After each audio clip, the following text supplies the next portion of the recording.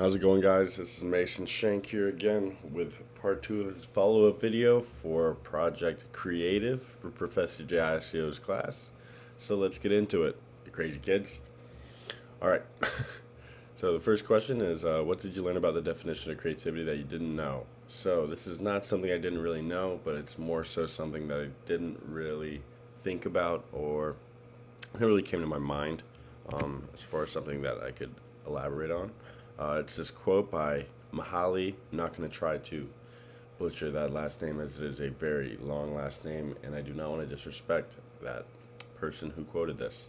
But the quote is: "The best moments in our lives are not the passive, receptive, relaxing times. The best moments usually occur if a person's body or mind is stretched to its limits in a voluntary effort to accomplish something difficult and worthwhile." Now, that is a amazing quote, I feel like, because as a full-time student here at USF, I've also I'm in my senior year, so I'm going on my fourth year right now, and I've worked full-time about 3 out of the 4 years that I have been here. So more than 40 hours a week plus schooling has been pretty hell sometimes, not gonna lie. But I do feel like a lot of the times when I am working those long weeks, and I mean even waking up at fucking 6 a.m. Sorry for my French. um, I do feel like those are the times where I feel more fulfilled and happier, kind of. Um, I say kind of because sometimes, man, you really just don't want to be there.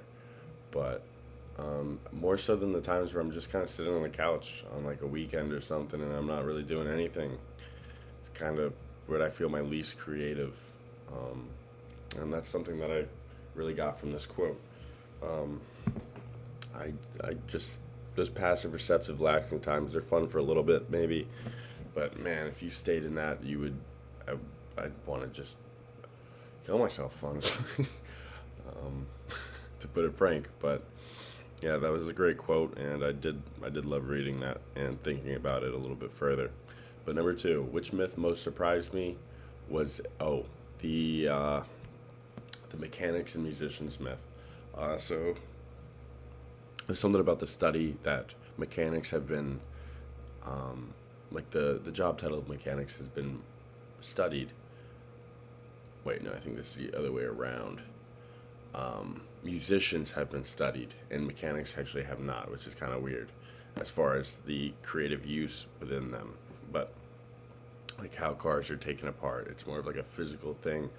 When if you think about like music, it's more they take it apart too, but it's not like physical things that you're taking apart, I guess. Um, but yeah, just the reasoning is it's really unknown. That was a really weird myth to even read about or hear about. Um, so I guess it did surprise me the most.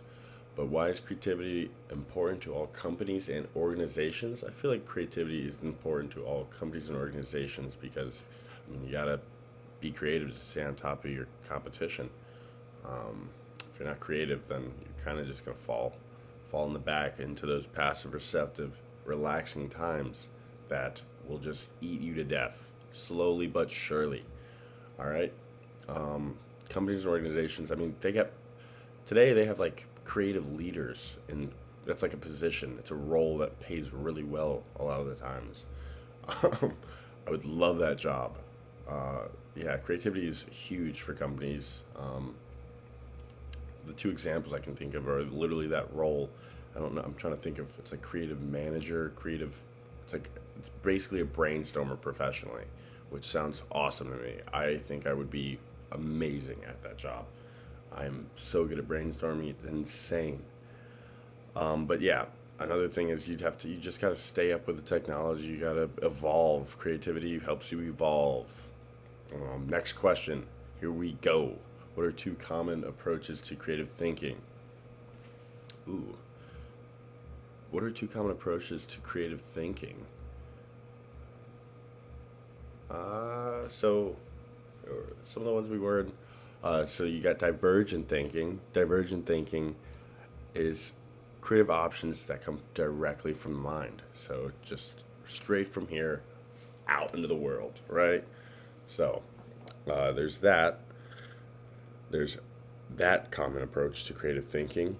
And then there's also convergent thinking, which is creative thinking that kind of happens after you have really thought about and evaluated whatever you're being creative for or towards.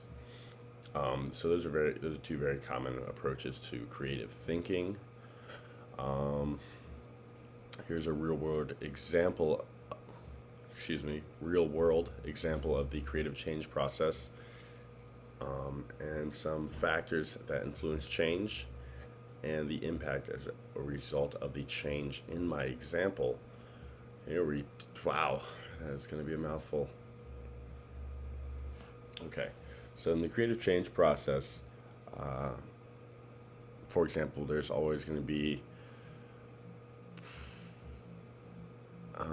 something new in the creative change process.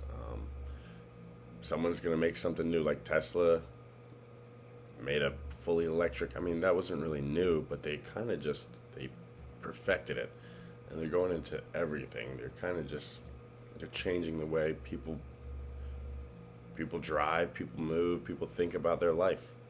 Um, Identify the factors that influence change, and talk about the impact as a result of change. Yeah, I think the impact, and I, the influence of change is great. Change is always going to be great. Um, it promotes more creativity and learning. Um, that's about all I can think about for that one. All right. Okay, and that should be it for that. Wow, that was it. I kind of want to redo that one because that one is actually a good question. Give a real world example of the creative change process. Identify factors that influence change and talk about its impact as a result of change in your example. All right, so here, I'm going to read some notes real quick. All right, so the creative change process. Yeah, so I mean that's just something that it'll shape it'll shape our society almost. So a real world example of that would be like us actually being able to go to the Mars or something. Um, it would just really open our minds to something that we never really thought possible. That's what the creative change process can do. Whenever one thing changes, so many other things can change because of it, and then influence that change, cause a lot more change, which will cause more innovation, more creativity. Um, that's a big impact that it can have. It can really change like everyone's life. Because once one thing changes, it's like a domino effect almost. Yeah, but that was a really good question. I honestly did like that one. All right, and that should be it for me. Thank you guys so much. Have a good one. Peace.